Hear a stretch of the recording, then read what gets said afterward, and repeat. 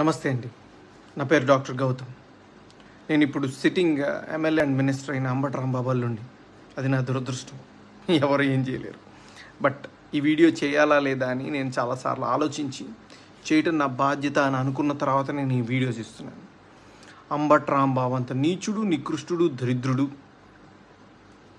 శవాల మీద పేలాలు ఏరుకునే రకాన్ని నేను నా జీవితంలో చూడలేదు.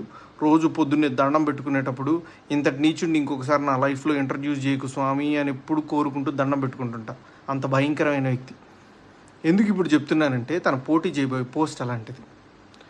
ఏ పోస్ట్కి అయితే మంచితనం, మానవతా విలువలు,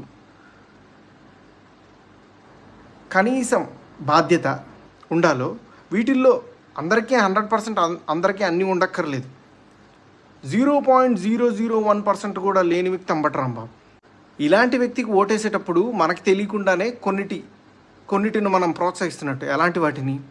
ఎవరైతే నిస్సిగ్గుగా ఎంత పెద్ద గొంతు వేసుకొని ఎంత పెద్ద అబద్ధాన్ని అరిచినా సరే దాన్ని నిజం చేయొచ్చు అన్న కాన్ఫిడెన్స్తో బతుకుతారో సమాజంలో, అలాంటి వాళ్ళకి ఓటేస్తున్నట్టు.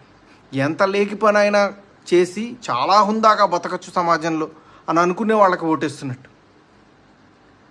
ఏదైనా చేసి సిగ్గు లేకుండా సిగ్గులేని తనాన్ని ప్రోత్సహించవచ్చు అని అనుకునే వాళ్ళకి మనం ఓటేస్తున్నట్టు.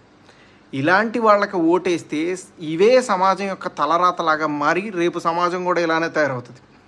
దీన్ని ప్రజలు గమనించి సరైన ఓటుతో, సరైన బాధ్యతతో ఓటేసి సరిగ్గా నాయకుడిని ఎంచుకుంటారని ఆశిస్తూ నమస్తే.